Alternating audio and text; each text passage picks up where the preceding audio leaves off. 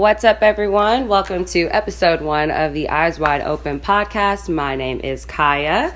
Thank you guys for tuning in. If you guys are curious to locate us on social media, you can find the podcast social media handle at Eyes Wide Open Pod on Instagram, and you can follow along on the Facebook page as well. And then if you're curious to follow me on social media, all of my handles are at Von Kaya on Twitter and Instagram as well.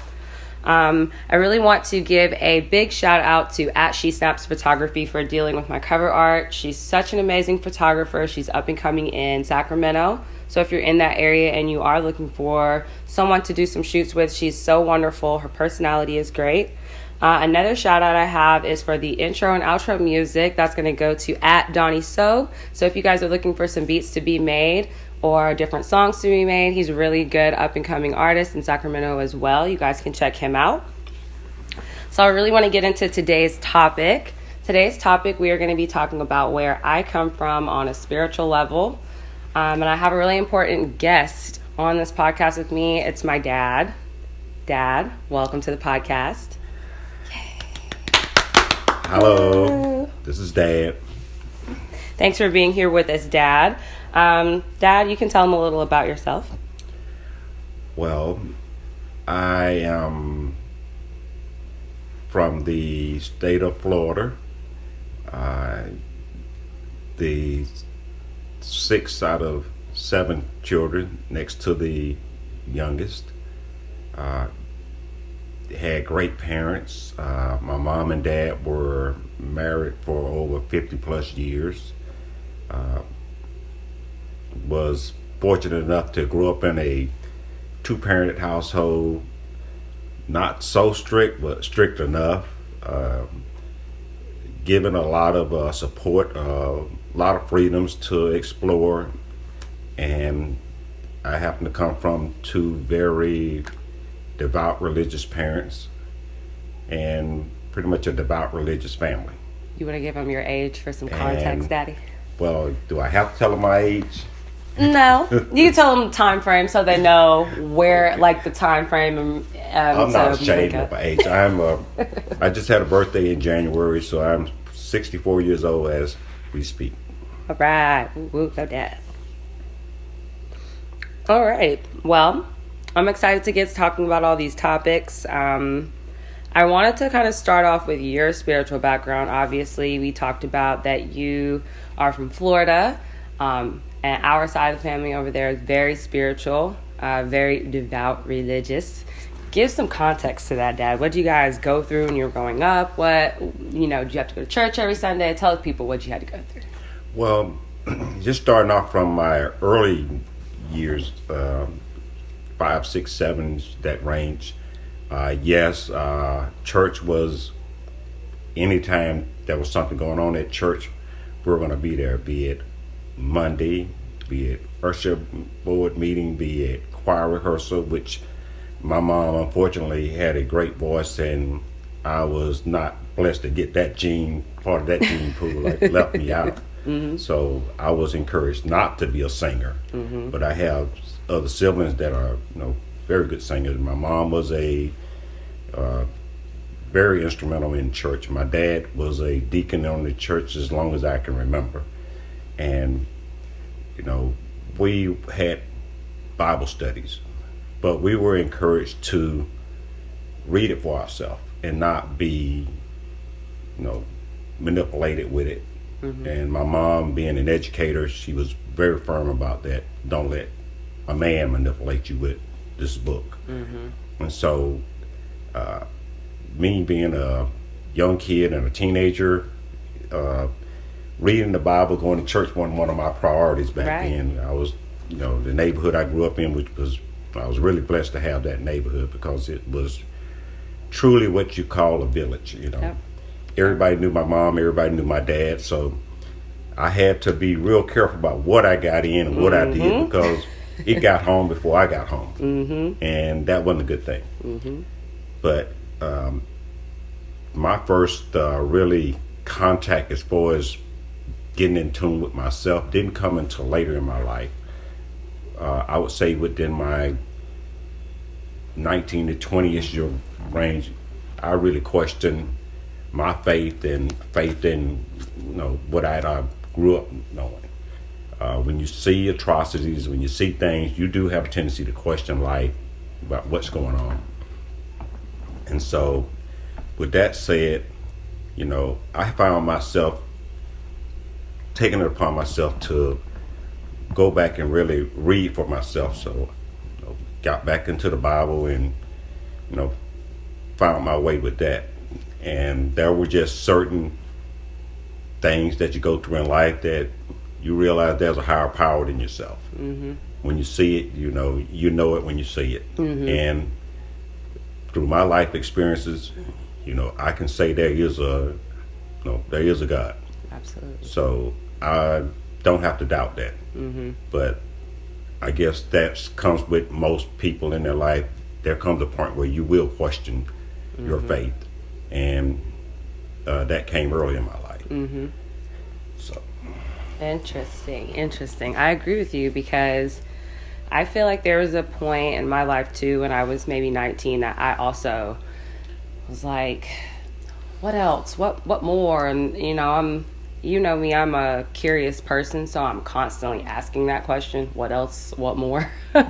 With regards to outside forces, things I can't see, but I feel like there does come a time that, like, you go through things and you just know.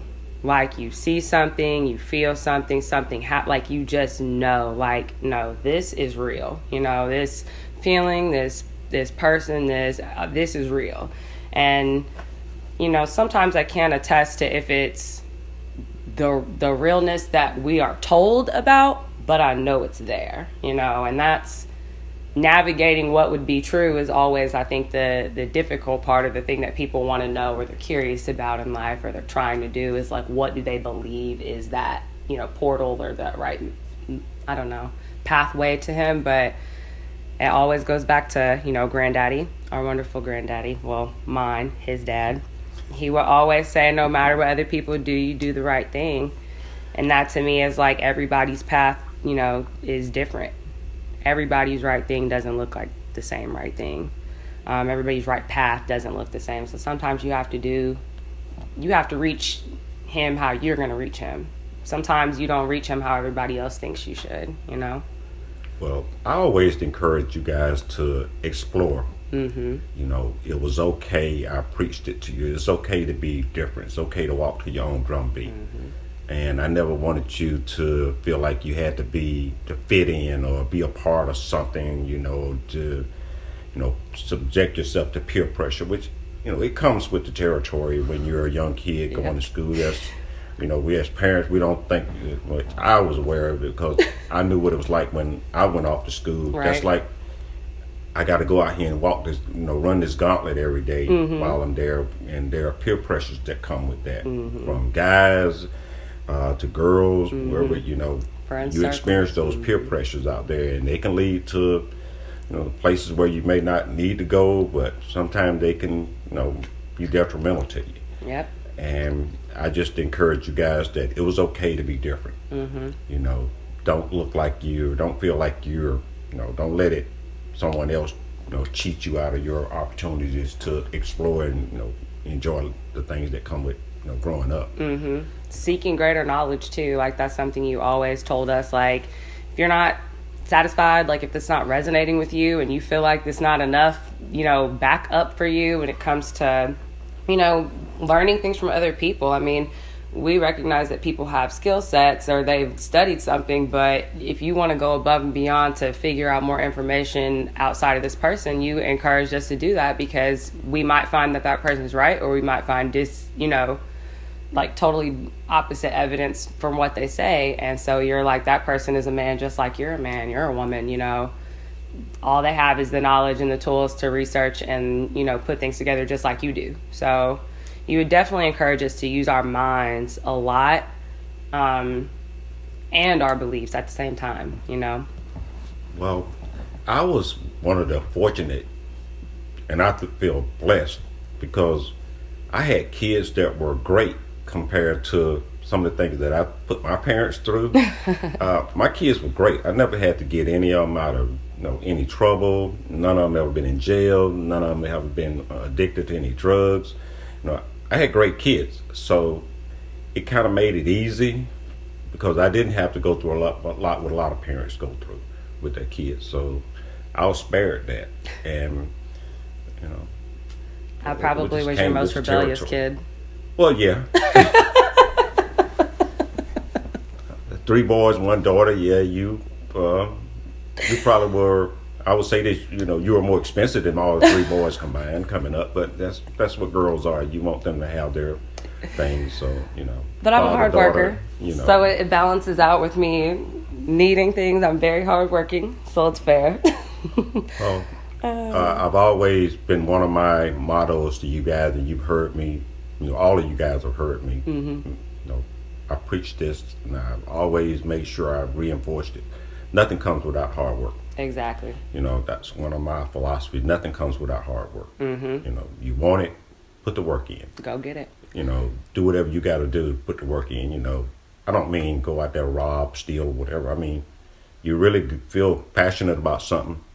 Go, get involved and go through it, and you can't quit. Do some work that you'll be proud of when you reap those benefits. It was like, okay, for example, with you, you love dance. Absolutely. And you started ballet at a young age where, I think when your mom saw you out there under the truck with me getting greasy, it was like my 3-year-old baby ain't going to be out here being a grease monkey with her dad or being a tomboy. And before I know it, you were snatched up and you're in ballet tights at 3, and dance was your tights now. Yeah, dance was your passion. But my one thing to all of you guys, if you start something, you can't quit. Yep. You see it through. Yep. And don't strive to be just mediocre or happy or good with it. Strive for perfection and greatness. Mm-hmm. And that way you get the most out of whatever your talents are. Get the most out of it. I agree 110%. That's funny because I'm gonna make the edit call on you. He definitely is so right. He is like, if you start something, don't quit. But I started playing saxophone. I played saxophone for 3 years, but I also did dance. I did both. And it came a point in school where we couldn't do both. When I got to high school, they said, you have to pick.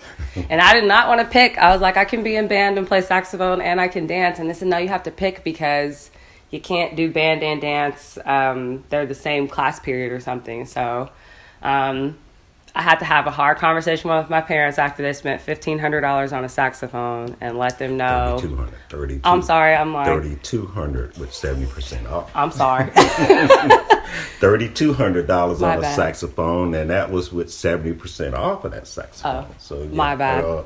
A big investment. Well, being someone that loves music, plays music, that just rammed it down you guys' throat with all the music going on in the house. You know how I was about music and being a musician. I always knew that if you're going to play, you need a quality instrument to develop true tone, knowing what it's like to have that. So this is an investment. Care for it. So but having you there to tell me, even though you guys spent that money on that thing and it came time for me to make that decision, and I felt bad, but I knew that I wanted to dance. I tried out for the dance team. I made it. I was ecstatic. I had been dancing for a while, and it was finally, I was able to do it at school, which is even more amazing to me, to get to have a class around it because I just loved it so much. And I was, broadening, my skill set in there and everything, and I was pumped. And you guys never made me feel bad about it. You guys were so understanding and so respectful. And so, and the thing about that is, I still want to play saxophone. I know we actually gifted it to someone less fortunate who needed a saxophone. So I'm so grateful that it never went to waste. It went to a kid who, really put it to use. Yeah, I got a scholarship with it and everything. So grateful for that.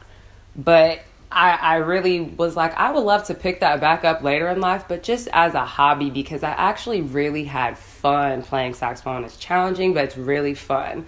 So maybe in life I'll pick that back up. But always a side note, thank you guys for never, ever, ever making me feel bad to Well, explore from music to life to, you know, religion and spirituality. It's crazy. I remember that conversation when you had to make that, you had that dilemma that come up. Well, I can't be in the band and I can't be on the dance team and I can't do this because of conflicting schedules. And, when you came to me about it, it was easy for me. And, you know, it was a choice that, you know, wasn't mine to make.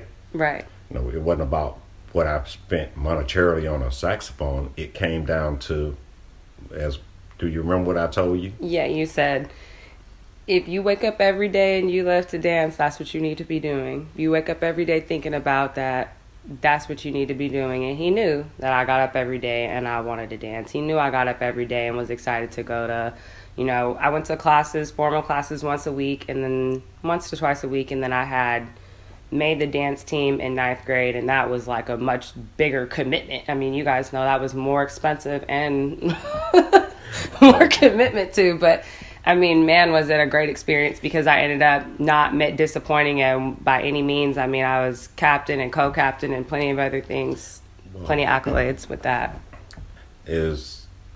You know, my thought process on that was, if you wake up in the morning and all first things on your mind is dancing, then if you, during the day, you're thinking about dancing, you go into bed at night and you're thinking about dancing, dreaming about creating dancing, that's who you are. You're a dancer.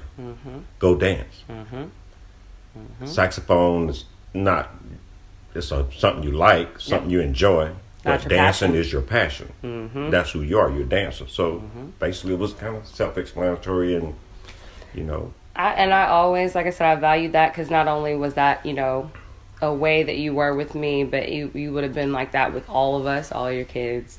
And you've always given us free reign like that in our minds to say, like, you know, I do have this passion for this. I do love this. I do want to do this. And especially with this journey through spirituality for me, like all the conversations I've always had with you from a kid up, you've never made me feel strange about, you know, like something that was set from the norm. You know, I grew up in a really small town, very small, and it is like Bible Belt City, and I love the people there and I appreciate the environment there, but it is not super diverse when it comes to religious beliefs by any means. A little bit, but not very diverse. And I know a lot of the times the question that I may have or things that I might have, you know, curiosities would be too taboo for people.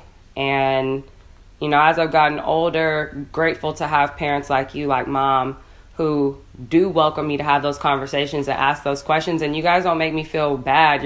You'll just embrace it and talk about it. I mean, and that's a wonderful thing to have when it comes to like that, because you tell me, like, find what's for you, what's resonating with you, like what is connecting for you, what do you feel passionate about, like what sits with you spiritually, you know? Well, it's kind of like this. I grew up Baptist. You know, That's what my parents was.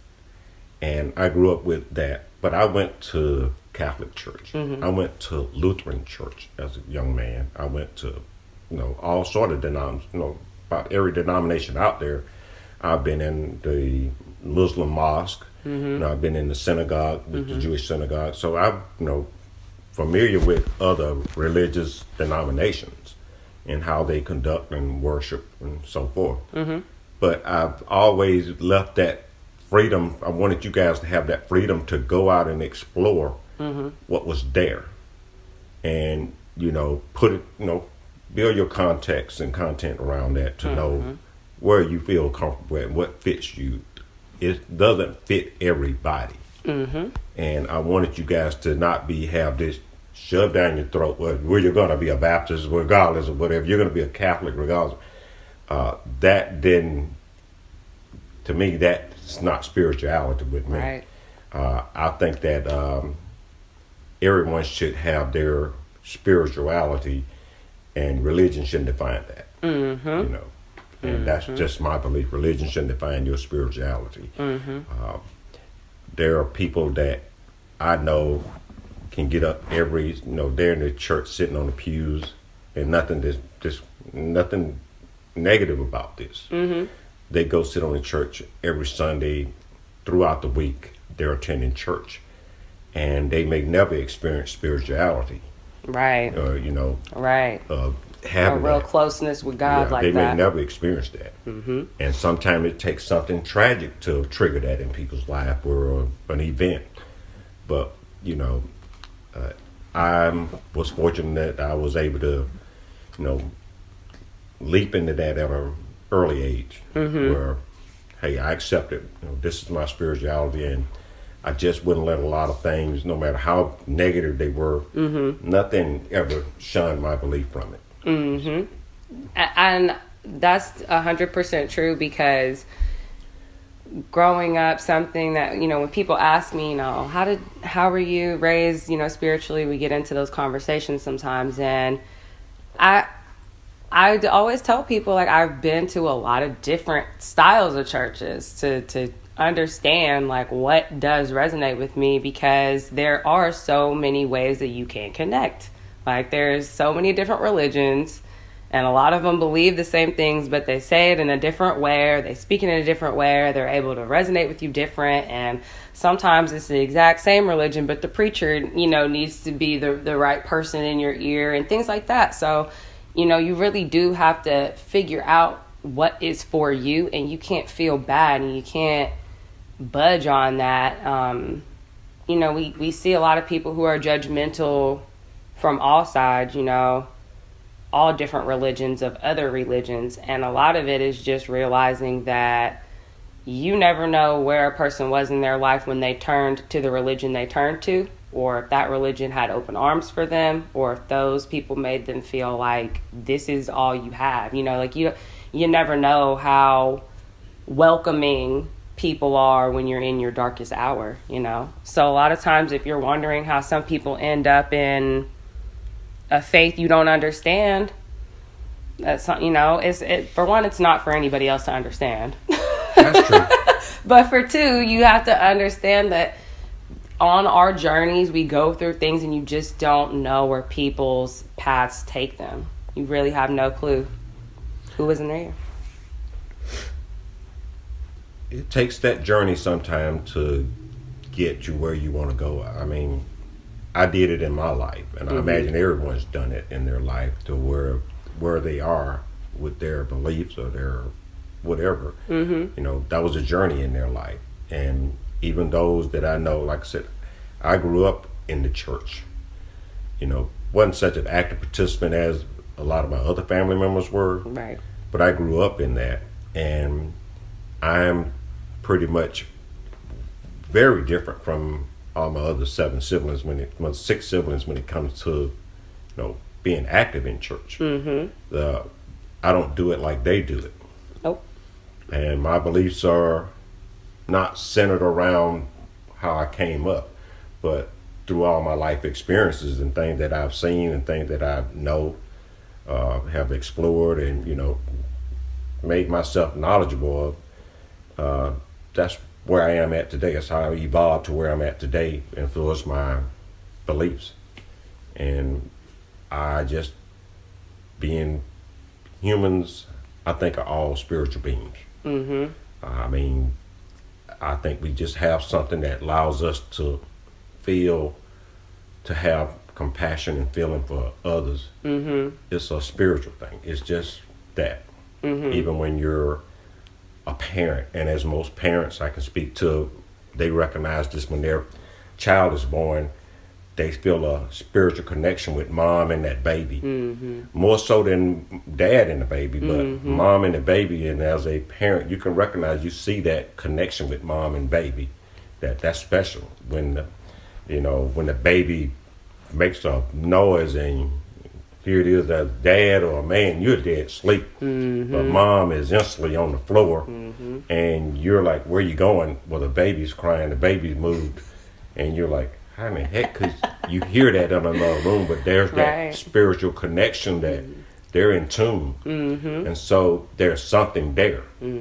And I have a friend that's going through something right now, and my encouragement to her is show him the mother's love, because it's a healing, it's like a blessing, and it's so they're connected. And you just, as children, no matter how old we get, we want that. Parents and children have that connection. Yep. And it's just hard to break. And when a child doesn't have it, is in need of it, they'll cry out and let you know that, hey, and they don't usually, I've never heard anybody cry out for dad when they're in a crisis. They cry for mama. I've cried out for my dad in a crisis. That's spiritual. But, I've cried out for my dad in a crisis before, Daddy. It's not like you can it's not like mom. It's not like you can put, a stamp on it and say, well, it's because of this. It's just there. Yes. And, I don't have an explanation for it, but I do know it's there. And there's not many mothers that I'm speaking to on this podcast can say that I'm lying about that. Because if you're a mom, you experienced that. All right. What I'm talking about. And that's just not something you can explain in a book or whatever. There's no psychiatrist that's going to pick your brains and say, well, that's what that means. No, that's a spiritual connection with that child and that mom because, hey, I know as a dad, I could sleep through you guys tossing and turning in a bed and I wasn't moving at all. I had to get woke up to go give you a bottle sometime, but, right. It wasn't like, well, I didn't hear anything. Oh, the baby moved. I'll jump. No, and I was there in the delivery room with all of you guys. That's right. There's, interestingly enough, Mom sent me a picture not that long ago, and it is when my older brother was born. And you can just see the connection in the picture between him and Mom. Like I looked at the picture and I was like, man, you can see that instant boom, like, oh, my baby. Like you can just see that. So I absolutely believe that. I could feel it through the imagery. It was, really beautiful. It's a special picture, actually, in my little camera roll. I'll have to pull it up for you to see. But, it's just something you recognize. And like I said, I don't have, I'm no authority on it. It's just something that's the way I think about it, and, I know how close I was to my mom and I'm next to the youngest and I'm her baby boy, her baby son, right. Even though my brother is her baby, but, he's older, but, there was always that connection and there were things that my mom and I shared that, secrets and things that she knew that nobody else on this planet knows. Right. And she took that to her grave with her, and God bless her soul for that. So I had a spiritual connection with my mom. Exactly. I have one with Mom too. I've lived away from my mom for almost, it's been 10, 11 years now since I've lived near her. So, thanks to Corona, I still got to be away from her, but we're going to get that back on so I can go visit Mom. But there is a very strong connection. Like I can remember Mom, like I would send her pictures and she'd be like, oh, are you okay? And I'm like, yeah, I'm okay. Why? And she's like, you just seem a little down in your picture. And then I'd start crying and be like, well, I don't want to worry you, but I'm going through. And it would just be, she's like, I can just look in your eyes. I just know. And she's very far away from me. I live in California. She lives on the other side of the world, other side of the country. So we do not see each other very often, but when I send those pictures, it's crazy. The time she can pinpoint, are you okay? I get that message. Well, we have a word for that. They call it bond. You have a bond, or you're bonding with someone, or your mother and your mother's parents' intuition. mother and daughter, mother, son. They have a bond. We have to just ask yourself, what is that bond and why? What is it made of? And it's something deeper than just, this is not just an emotion. This is something deeper. There's a deeper connection in that. And like I said, I can't explain it, but there's that deeper connection. And it's not saying fathers don't have it, but we do have that. But it's different. It is. And with mothers, you can clearly see it when it comes out. Dads, you don't, but mothers, you clearly see the bond that they have. And to me, that's spiritual to me. That's just way beyond, my comprehension of what's going on. And I'm not going to try to explain it. You said you can't explain that one, Dad. No, I'm not going to try either. I accept what I see, And that's pretty much, if you know who I am, I believe what I see. Right. I don't, I hear people talk about the boogeyman. I don't believe in, I've never seen the boogeyman, so I don't believe in boogeyman. So I don't believe in things that I don't, see. Right. I believe in I just believe in what I see, right, what I know. And that helps. Mm-hmm. And sometimes you have to accept that, hey, that's something pretty deep there. And that's one of those things that's pretty deep. However it got there, there's no man or no woman that gave that bonding experience or that spiritual bonding. That's not done, but that's not man-made. It's no man or woman can give you that. Right. That connection is there. Right. I agree with you. And we can't, however you want to, I guess you can try to explain it, but to me, I just accepted that that's God's blessing. That, hey, I gave you that. Exactly. And some people may not believe in a sixth sense, but I do, because I think that's one of the things maybe we might have lost along the way over thousands of years as humans. And sometimes we do pick it back up. Right. Because an example to me is like I feel like someone's watching me. That intuition. You feel that. And so we have a lot of blessings that maybe they're not heightened. Our sense of smell, our sense of taste, our sight, hearing, whatever. But there's that sixth sense that, something's not right. Yep. Should I go down? Something's saying stay home tonight, not go out, or something's saying do this. And sometimes we either have to listen to that little conscious voice on whichever side of your shoulder, the good or evil, devil, whatever. Your angel, right? Jimmy the Cricket, I guess. Jiminy Cricket. But we do have that, and sometimes we have to pay attention to that. And I think it's not as heightened as it should be. I think we've gotten so accustomed to technology over the last couple of 100 years that our senses aren't as heightened as they were, and maybe we should get back to that. This is that's really interesting. So there was one night I went on a run outside late by myself, and I got to a point, and I've driven the area 50,000 times. I mean, I got just this gut feeling like, no, turn around. And I turned around and went the way that I came, and I'll never know what was there, because I just was too it was like I was almost going, and I was like, I ain't scared, I got this. And then I just stopped, and I was like, this does not feel right, I'm going back the other way. And I literally I wasn't even afraid. It was just something is not going to go good if I go this way. That something's not right. Yep. And you just ask yourself, what triggers that? Right. And why is it hidden until just when I need it now? And so it's those things that are unexplainable, and maybe people have their theories about what it is. Right. And to me, I accept it as, hey, that's our spiritual blessings, that we do have these insights that, are enlightenments that come to us. We do. We're fortunate to have that. And I'm with you, because I just tweeted. I've been tweeting lessons before 30 since, FYI, everybody, my birthday is when you guys are hearing this podcast. It's not the day we're taping it, but when you hear it, today is my birthday. My 30th birthday. So I've been doing this little thing on Twitter, lessons before 30, and I've just been tweeting different things. Oh, God.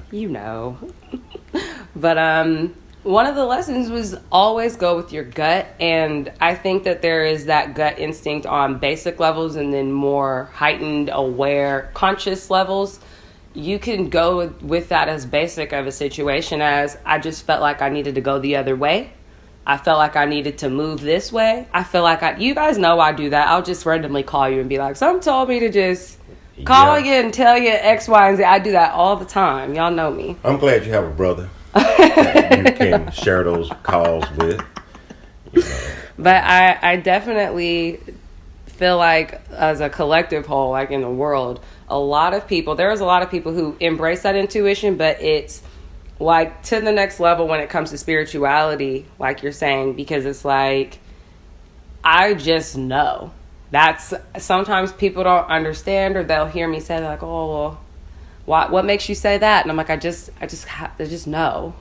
And I end up knowing. I end up being accurate on what I'm saying, but it's just this inner feeling inside. And sometimes I can't explain it. To some people, it might sound crazy, but to me, it's just my gut saying, like, this is what this is, or this has the potential to be this, you know. And as I've gotten older, I've learned to be a lot more discerning behind that, but to go with my gut. A lot of time I tried to use logic way too much, like just pure, tangible, 3D, earthly logic.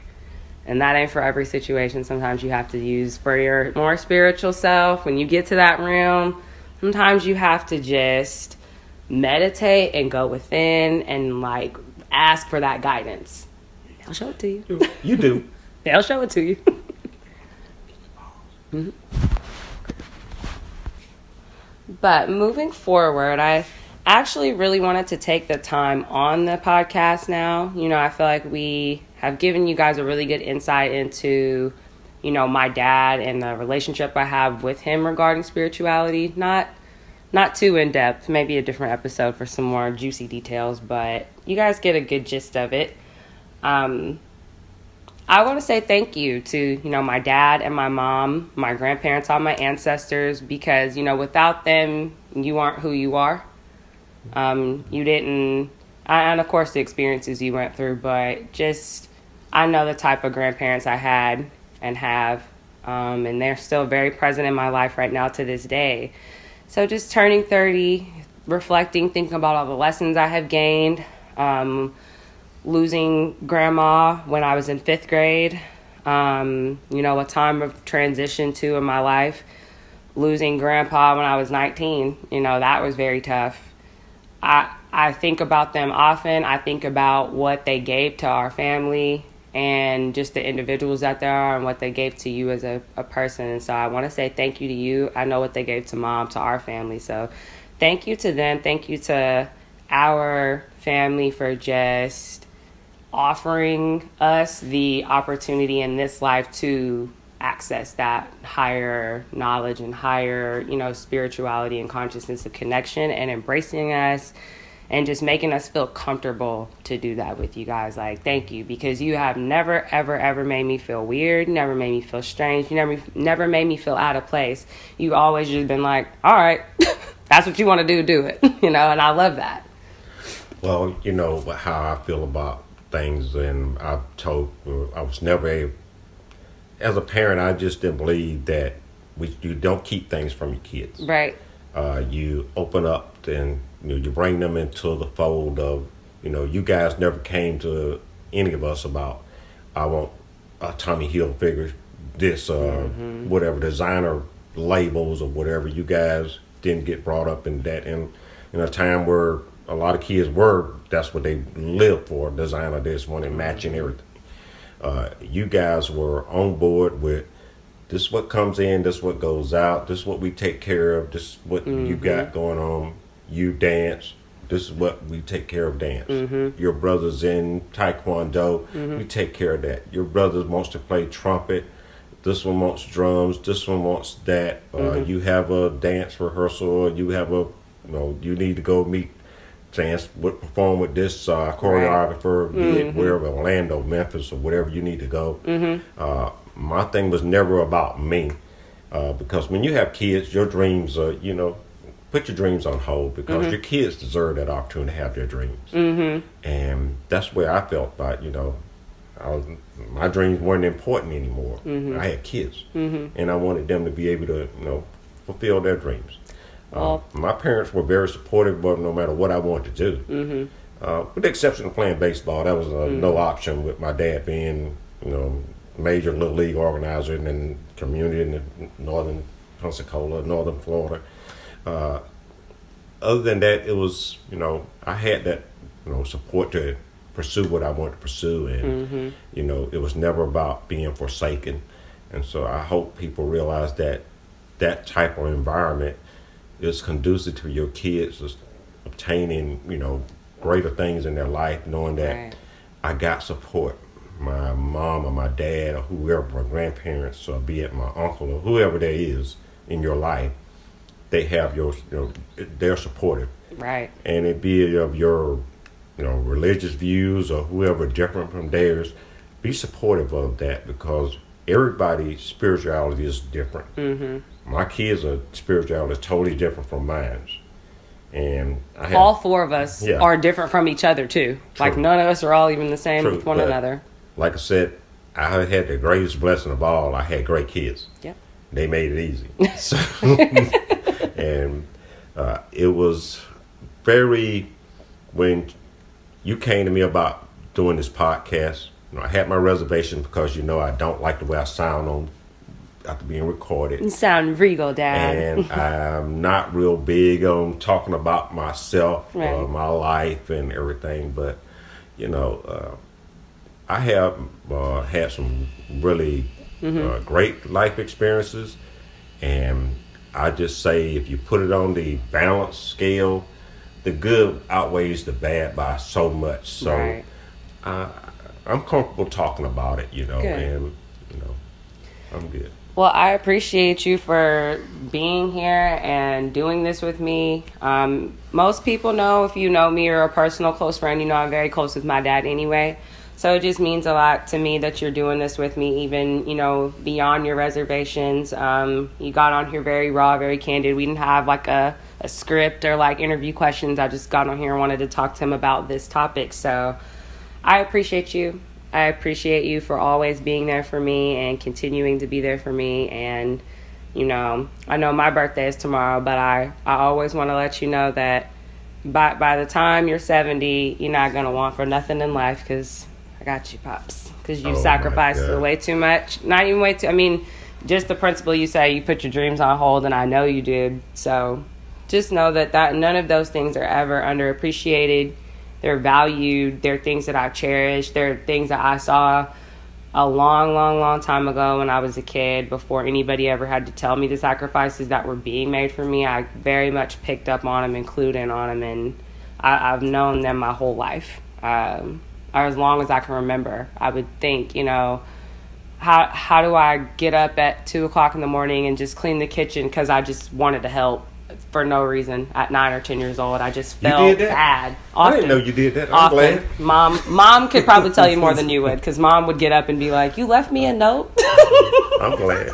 Yeah. But I used to do stuff like that because I wanted to help. I hated to see anything like that, and I just wanted to help so bad. So I've always known, and I'm grateful. But you've never complained. You've actually made it like a breeze. But I am grateful.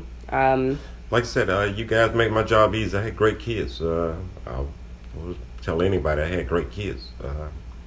My parents, they wouldn't say the same thing about me, but I can honestly brag. I had great kids, and I would tell anybody that's going to be listening to this podcast that know me, my daughter probably would love the comments. Yes. But me, on the other hand, leave comments. Can you be nice? Can you just be gentle, be nice on your comments about me? So be gentle, be nice. Don't tell none of the things that we might have done when I was a younger guy. So, yeah. No secret to build. Some things we'll leave them there. Well, thank you for being here, Dad. Thank you so much. We're going to wrap it up here. I'm going to go prepare for my at-home 30th birthday party with my family. I will see you guys here next Wednesday. You guys got to catch us. Tune in every Wednesday. We're going to be dropping more content. Again, you can follow and subscribe on YouTube, Apple, Spotify, anywhere podcasts are going to be put. And then you can check in with us on Twitter and Instagram and Facebook. And no, those are all three of them. So those three social media platforms, and it is at Eyes Wide Open Pod. Okay? If you're looking to find me as a personal person on social media, that's going to be Twitter and Instagram at Von Kaya M. So thank you guys for listening to my first podcast. I really appreciate you. I'm excited to see you guys next week. So bye.